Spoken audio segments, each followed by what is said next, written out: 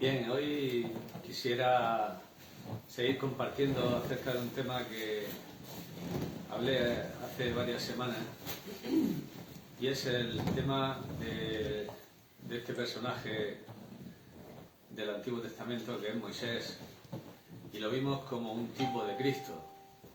Si recordáis, hablamos de Moisés como un tipo de Cristo, como nuestro libertador. Moisés fue un libertador, fue la persona designada por Dios para redimir a su pueblo de Egipto, que estaba en esclavitud.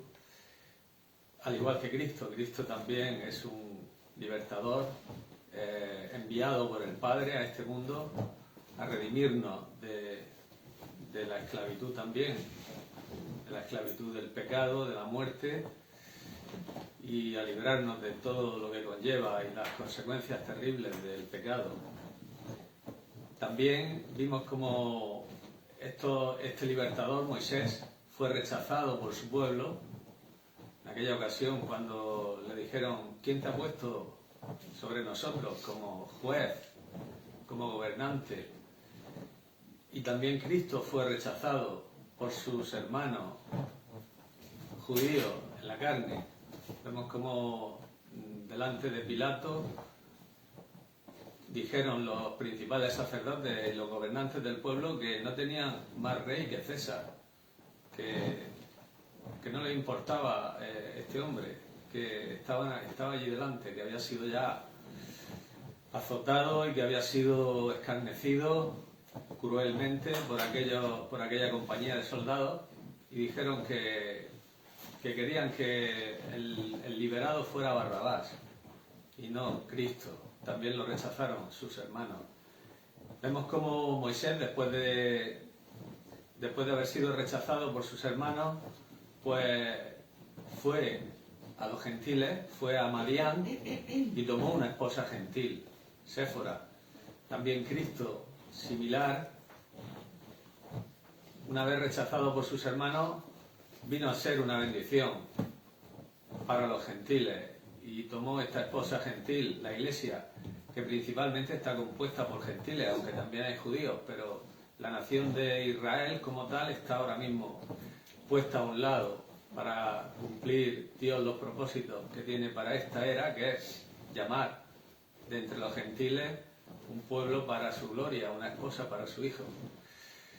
También vemos cómo Moisés, después de todo, aparece como el libertador y ya es recibido por su pueblo, ¿no? Cuando después de 40 años en el desierto, Dios lo envía por medio del ángel que le apareció en aquella zarza, que es el ángel de Jehová, que podemos decir que es una preencarnación de Cristo, ¿no? Es una teofanía o una aparición de Cristo antes de la encarnación. Y luego, pues, cuando llega allí, sus hermanos ya lo reciben y se produce la liberación final de este pueblo de Egipto. También aparecerá Cristo en el futuro como el glorioso libertador para el pueblo de Israel, y también los libertará y también los salvará y también los bendecirá, ¿no? Y los restaurará. Habíamos visto estos aspectos, ¿no? de la vida de Moisés tipificando la vida de Cristo, y luego también vimos cómo el ministerio de Moisés tenía también una analogía, una similitud también tipológica con el ministerio de Cristo. Habíamos visto cómo Moisés era un profeta, y Moisés como profeta dijo: profeta de entre vuestros hermanos os levantará Dios como a mí, y a él oiréis. Y todo aquel que no oiga a ese profeta, pues Dios le pedirá cuentas, ¿no? Y estaba evidentemente hablando del profeta, de uno de los oficios de Cristo que cumplió, que fue el de profeta. Por eso muchas veces en los evangelios vemos que se hace referencia a ese comentario que hizo Moisés, ¿no? Cuando dicen verdaderamente este es el profeta, estaban haciendo referencia a esas palabras de Moisés, ¿no? Luego vimos también cómo Cristo, o sea, Moisés es un tipo también de Cristo como como nuestro abogado y como nuestro intercesor. Moisés hizo esto con el pueblo de Israel y Cristo también hace esto con su iglesia, ¿no? Pero hoy quisiera hablar ya no de esta similitud tipológica que hay entre el ministerio de abogado e intercesor que realizó Moisés y el ministerio de abogado e intercesor que realiza y que realizó Cristo. Hoy quisiera ver más el contraste, porque hay veces que una persona tipifica a otra, una persona del Antiguo Testamento tipifica a otra por similitud y otras veces por contraste. Por ejemplo, se nos dice que Adán es figura de Cristo, lo dice Romanos 5, pero es por contraste, porque Adán es cabeza de una creación, de la vieja creación, y Cristo es cabeza, pero es de la nueva creación. Entonces hay un contraste, ¿no? Y vemos cómo en Romanos 5 se hace ese contraste.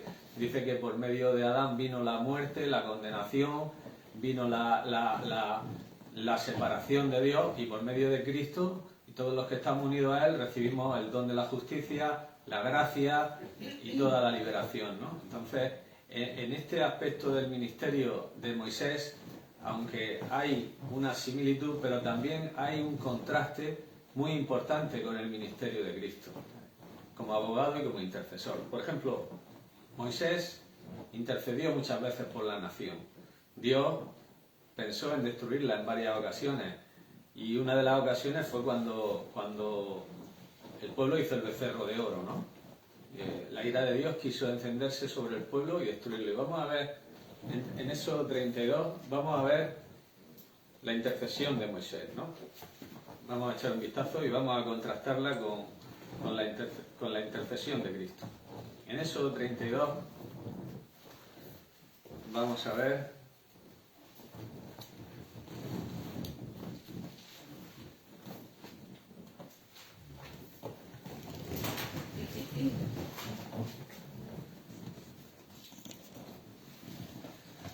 Vamos a leer del versículo 7 al 14.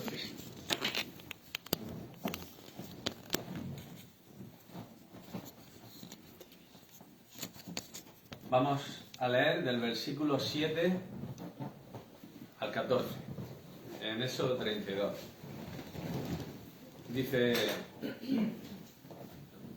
Entonces Jehová dijo a Moisés: Anda y desciende, porque tu pueblo que sacaste de la tierra de Egipto se ha corrompido. Pronto se han apartado del camino que yo les mandé, se han hecho un becerro de fundición y lo han adorado. Y le han ofrecido sacrificios y han dicho: Israel, estos son tus dioses que te sacaron de la tierra de Egipto.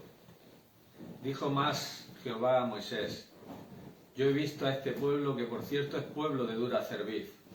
Ahora pues déjame que se encienda mi ira en ellos y los consuma, y de ti yo haré una nación grande. Entonces Moisés oró en presencia de Jehová su Dios y dijo: Oh Jehová, ¿por qué se encenderá tu furor contra tu pueblo que tú sacaste de la tierra de Egipto con gran poder y con mano fuerte? ¿Por qué han de hablar los egipcios diciendo: para mal los sacó, para matarlos en los montes y para raerlos de sobre la faz de la tierra? Vuélvete del ardor de tu ira y arrepiéntete de este mal contra tu pueblo. Acuérdate de Abraham, de Isaac, de Israel, tus siervos, a los cuales has jurado por ti mismo y les has dicho: yo multiplicaré vuestra descendencia como las estrellas del cielo y daré a vuestra descendencia toda esta tierra de que he hablado, y la tomarán por heredad para siempre. Entonces Jehová se arrepintió del mal que dijo que había de hacer a su pueblo. Bueno, aquí primero aclarar que Dios no cambia, ¿eh? Dice la palabra de Dios que Dios no es hombre para que mienta, ni hijo de hombre para que se arrepienta. Lo que pasa es que a veces la Biblia usa términos antropomórficos, es decir, que le aplica a Dios algunas cualidades que son propias de los hombres para que nosotros podamos entender qué es lo que ocurre. Entonces, desde el punto de vista humano, desde nuestra perspectiva, es como si Dios hubiera cambiado, pero los planes de Dios eran eternos y son inmutables, sus decretos son inmutables y eternos. Dios había determinado, como Moisés le dice a Dios que él había jurado a Abraham, a Isaac y a Jacob darle aquella tierra, y se la iba a dar, evidentemente.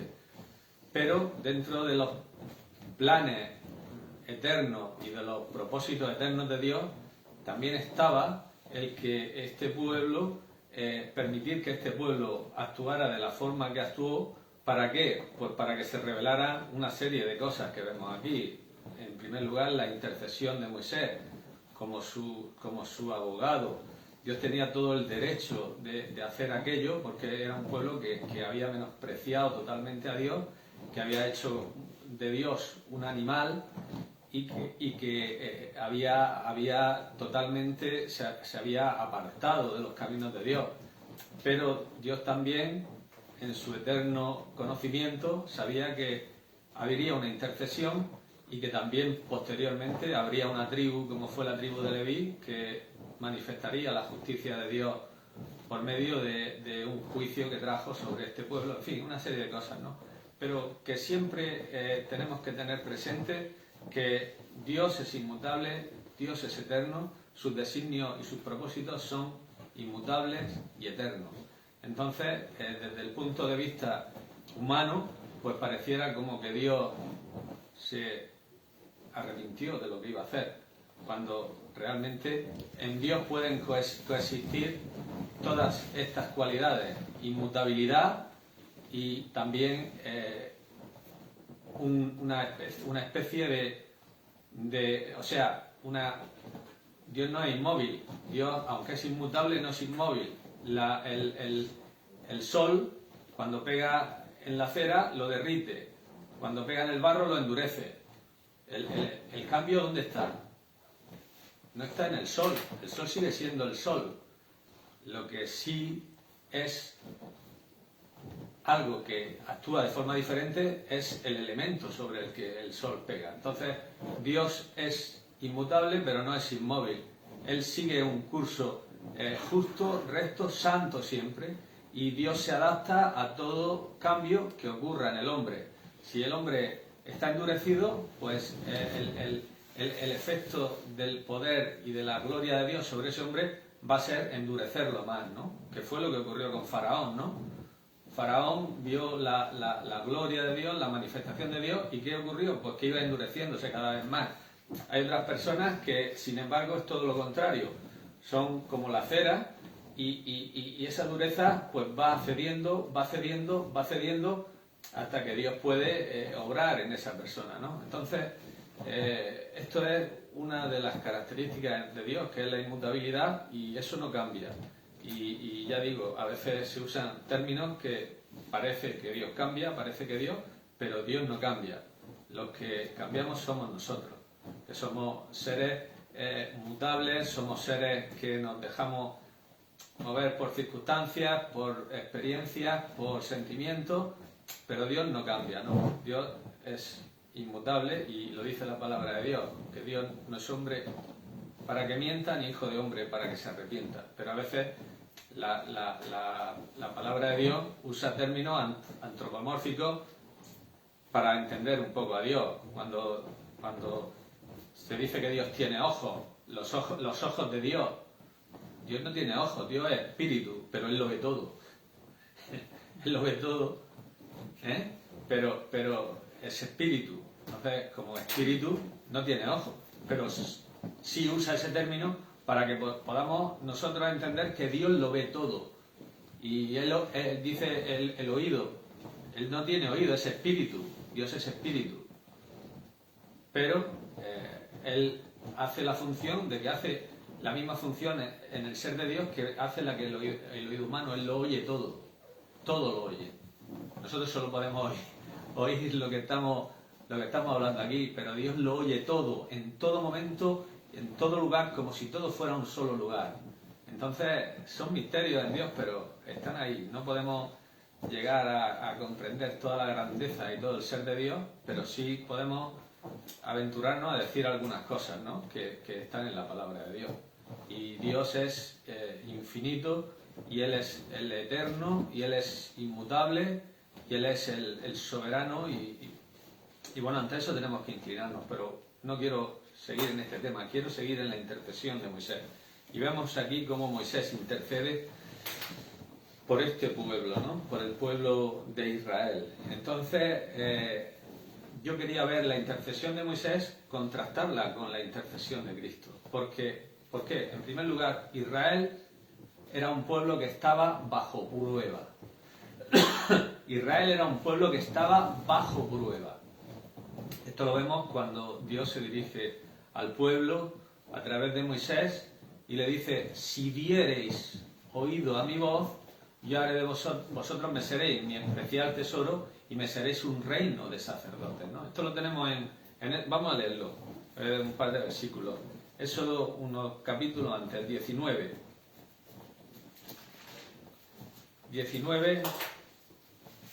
5 y 6.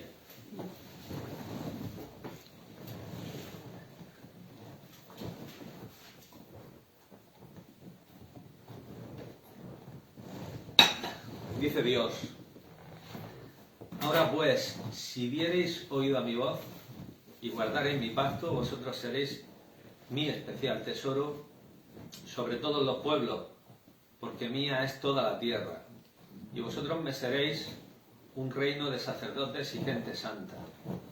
Estas son las palabras que dirás a los hijos de Israel. Estaba hablando a través de Moisés. Entonces, vemos aquí en el versículo 5, dice: ahora pues, si diereis oído a mi voz. Y esto es realmente la esencia de la ley. Es un pacto condicional. La ley es un pacto condicional.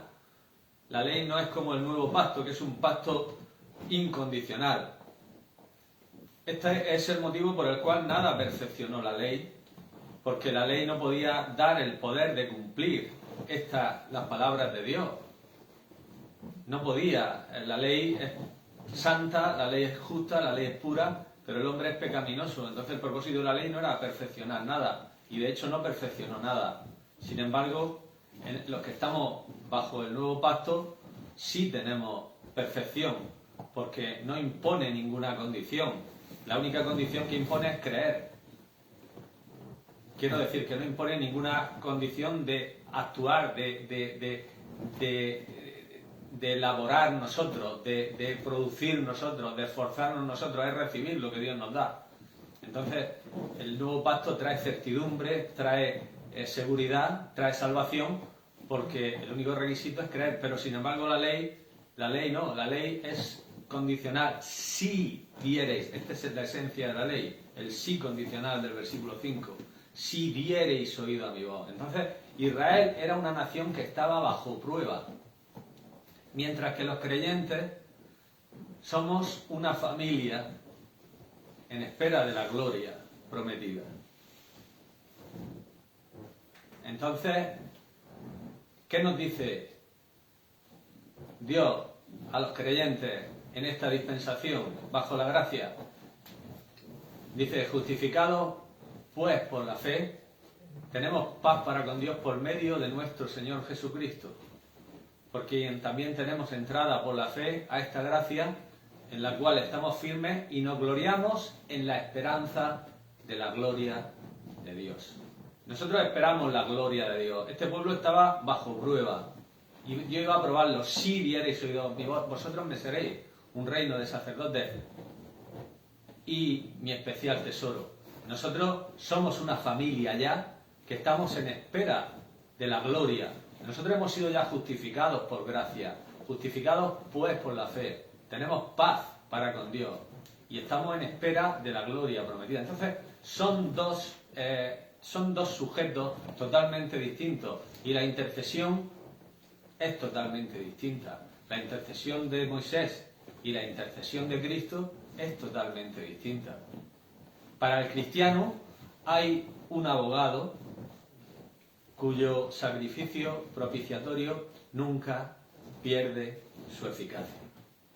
Por eso nos dice el apóstol Juan en su primera epístola: hijitos, estas cosas os escribo para que no pequéis, pero si alguno hubiere pecado, abogado tenemos para con el Padre, a Jesucristo, el justo. Y Él es la propiciación por nuestros pecados. Entonces, vemos las primeras palabras de ese glorioso versículo del capítulo 2 de Primera de Juan, del versículo 1, hijitos. Hijitos. O sea, no está diciendo, si no pecáis, seréis... No, está diciendo de entrada, hijitos. Estas cosas os escribo para que no pequéis. Ahora bien, para el cristiano la seguridad que tenemos en Cristo de que somos hijos y que vamos a ser hijos por toda la eternidad y que nada nos va, como hemos cantado antes en esa canción, nada nos va a poder separar del amor de Dios, es un motivo para no pecar. No como algunos piensan que ese versículo es una licencia para pecar. No, el motivo de conocer la seguridad y la gracia que se nos ha dado en Jesucristo es un freno para el pecado. Pero podemos pecar y pecamos. A veces por nuestra debilidad, por falta de confianza, por falta de fe, pues pecamos y pecamos. Todo el pecado que se produce en nosotros se produce de que todavía tenemos conviviendo con nosotros esa naturaleza humana, esa naturaleza caída, esa carne que todavía pues desea cosas que no agradan a Dios. La causa del pecado en nosotros es esa naturaleza que todavía tenemos. La perfección la alcanzaremos cuando esa naturaleza sea expulsada de nosotros, o bien en el arrebatamiento o bien por medio de la muerte. Entonces será expulsada y entonces tendremos la perfección impecable. Pero todavía podemos pecar y pecamos. Pero, ¿qué sigue diciendo? Pero si alguno hubiere pecado, abogado tenemos. Abogado tenemos. Tenemos un abogado, igual que Moisés intercedió por un pueblo que estaba bajo prueba. Nosotros que estamos ya con la seguridad de que somos hijos, de que somos miembros de la familia de Dios, de que somos herederos de Dios y coherederos con Cristo, de que nadie nos podrá separar de su amor, tenemos un abogado y necesitamos un abogado, porque para nosotros el pecado puede parecer insignificante, pero un Dios santo no puede tratar con el pecado a la ligera. Esos pecadillos que no le damos importancia, si no fuera por nuestro abogado, nos separarían de Dios eternamente, para siempre. Entonces necesitamos un abogado constantemente. ¿Qué hace el abogado? ¿Qué hace el abogado por nosotros? ¿Presenta excusa a Dios? No, porque no puede haber excusa. ¿Ese abogado pide clemencia por nosotros? No, porque dice la Biblia que Dios no puede ser clemente con el pecado. Dice que de ninguna manera tendrá por inocente al culpable. ¿Qué hace entonces ese abogado? Ese abogado, por el desempeño de su función, recibe un nombre en ese versículo: Jesucristo el justo. Abogado tenemos para con el Padre a Jesucristo el justo. Entonces, ni presenta excusas, ni pide clemencia, ni nada parecido. Él hace una abogacía a favor nuestra, que por esa abogacía recibe el nombre de Jesucristo el justo. Y es que Él hace un acto de justicia plena, de justicia perfecta. Y es que Él presenta la evidencia de que Él ha sufrido el castigo, la pena que nosotros merecíamos por nuestro pecado. Él ha sufrido la pena, el castigo, la condenación que nosotros merecíamos por nuestro pecado. Él ha cargado con esa culpa. Y esto es un acto de justicia insuperable, porque Dios queda totalmente satisfecho. Dios es justo. Y entonces ese pecado ha sido castigado en la cruz, en Jesucristo. De manera que nosotros podemos tener completa seguridad y completa esperanza de que ese pecado ha sido puesto a cuenta de la infinitamente suficiente muerte de Cristo, el sacrificio expiatorio una vez y para siempre. Los animales que ofrecían en el antiguo pacto, aquellos becerros que se ofrecían en el día de la expiación, eran para un año. Cada año el sumo sacerdote tenía que volver a presentar el sacrificio de los toros, de los machos cabríos por nuestra, o sea, por la expiación del pueblo. Pero Cristo dice que ofreció una vez para siempre un solo sacrificio por los pecados y se sentó a la diestra de Dios para interceder por nosotros como abogado, como intercesor y como abogado. Entonces hay una diferencia muy importante. Hay una diferencia porque Moisés, este pueblo, venía a juicio. O sea, Moisés intercedía por el pueblo. Lo único que consiguió Moisés fue que no destruyera a Dios a todo el pueblo, pero sí venía un juicio terrible sobre el pueblo, porque aquí, en esta ocasión, murieron 3.000 personas. Murieron 3.000 personas, ¿eh?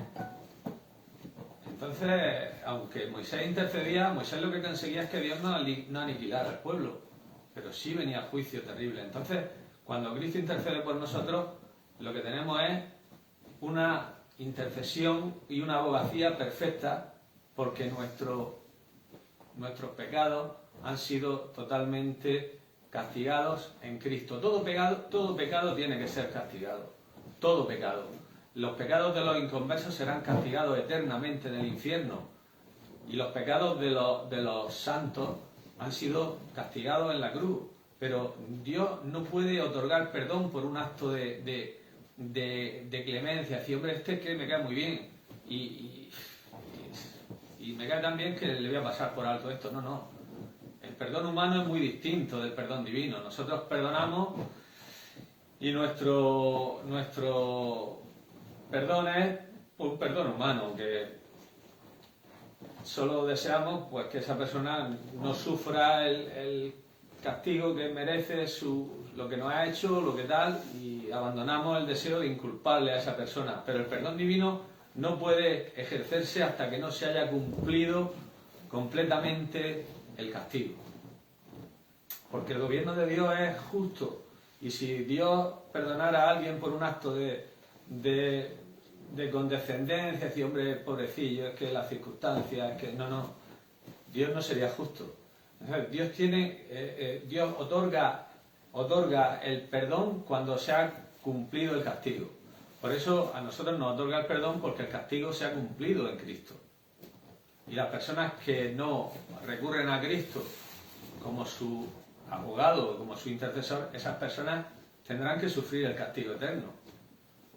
El castigo de sus pecados. Y alguien puede decir, bueno, pero tanto castigo para... No, es que esas personas cuando sean castigados van a seguir pecando. Esas personas en el infierno van a seguir pecando, porque van a seguir odiando a Dios, van a seguir y no van a cesar de pecar durante toda la eternidad. Van a seguir con su odio hacia Dios, con su resentimiento hacia Dios, con su puño levantado contra Dios, y con todos sus pecados van a seguir. Sus pecados estarán con ellos, lo dice Ezequiel 32, cuando Faraón y el pueblo de Faraón es despeñado al Hades. Dice que estaban allí todos los pueblos que habían sido trasladados al Hades, trasladados al Seol, y sus pecados con ellos. O sea que seguían pecando, no paraban de pecar, continuaban pecando. Entonces, el pecado no va a cesar en esas personas. Por eso el castigo es eterno, porque esas personas ni querrán ni tendrán deseo de pecar, de dejar de pecar. Van a seguir pecando por siempre, porque su naturaleza es una naturaleza pecaminosa que no han sido regenerados.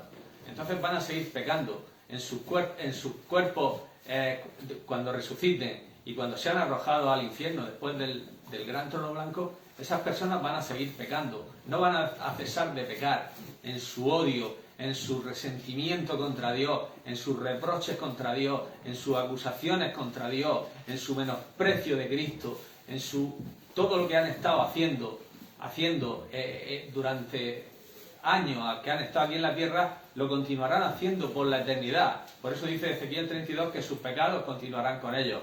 Y entonces, por eso dice también Apocalipsis, dice, el que es santo, santifíquese todavía, y el que es impío, que siga siendo impío, porque va a seguir siempre, porque ese estado en el cual las personas acaben en esta tierra, se va a enquistar por toda la eternidad. Entonces, el santo desea ser santo, y va a cumplir ese deseo por la eternidad, y el pecador que solo desea pecar, va a seguir pecando por toda la eternidad. Pero ya va a ser una amargura en la cual se va a dar cuenta de que ya no hay remedio porque su naturaleza no ha sido cambiada, no ha sido regenerada. Entonces el pecado va a continuar con ellos. Dice Ezequiel 32 que sus pecados siguen con ellos. Entonces ese es el tema, ¿no? Ahora, para el creyente, la esperanza de su abogado es tremenda. El ministerio de Cristo como abogado es tremendo. Y aquí, pues, tenemos mucho más beneficio que tenía el pueblo de Israel cuando Moisés intercedía por ellos. Moisés podía conseguir que en vez de 500.000, pues murieran 20.000 o 23.000 en una ocasión, aquí 3.000, en otra ocasión 14.000. Y así fueron muriendo muchos, ¿no? De hecho, toda esa generación pereció. Toda esa generación que salió de Egipto no entró ninguno, nada más que Josué y Caleb. Ni Moisés entró, ni Aarón. Entraron en la tierra porque el juicio vino sobre ellos y el castigo vino sobre ellos. Entonces, Moisés lo que podía conseguir era que algunos fueran librados. Pero la intercesión de Cristo es que todos seamos librados. Por eso Cristo dice, de los que me diste, no perdí ninguno. De los que me diste, no perdí ninguno. Dice, esta es la voluntad del Padre, que de lo que el Padre me ha dado, no pierda yo nada, sino que lo resucite en el día postrero. Entonces, la intercesión de Cristo sobrepasa con mucho a la intercesión de Moisés y es mucho más efectiva que la intercesión de Moisés, ¿no? Es tremendo. Aquí también nos damos cuenta lo que Moisés está pidiendo. Moisés está pidiendo, como vemos en el versículo 13, está pidiendo el cumplimiento de un pacto, ¿verdad? Daros cuenta de lo que dice el versículo 13 de Éxodo 32. Acuérdate de Abraham, de Isaac y de Israel, tus siervos, a los cuales has jurado por ti mismo y les has dicho, yo multiplicaré vuestra descendencia como las estrellas del cielo y daré a vuestra descendencia toda esta tierra de que he hablado y la tomarán por heredad para siempre. Aquí está, lo que está pidiendo Moisés es el cumplimiento de un pacto. Acuérdate de Abraham, de Isaac y de Israel, tus siervos, que tú les has jurado por ti mismo y les has dicho yo multiplicaré. O sea, es el pacto que Dios hizo con estos patriarcas, ¿no? Entonces, lo que están pidiendo Moisés, ¿qué es? El cumplimiento de un pacto. Pero ¿qué hace Cristo cuando intercede? Cristo señala su sacrificio. En la gran oración intercesora, en Juan 17, Cristo dice al Padre, yo te he glorificado en la tierra, he acabado la obra que me diste que hiciera.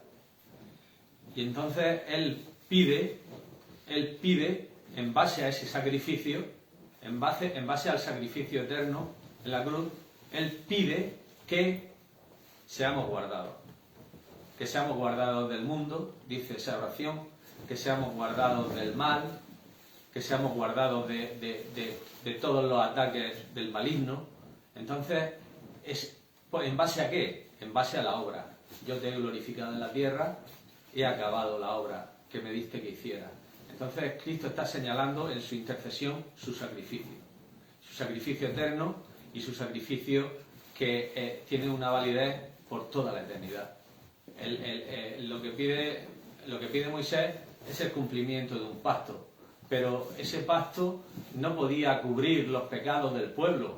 El pueblo era un pueblo pecaminoso, Dios tenía que castigar al pueblo, porque vemos como Dios le dijo, si dieres oído a mi voz, seréis mi especial tesoro, pero fracasaron. Seréis un reino de sacerdotes, pero fracasaron. Dios quería que todo Israel fueran sacerdotes.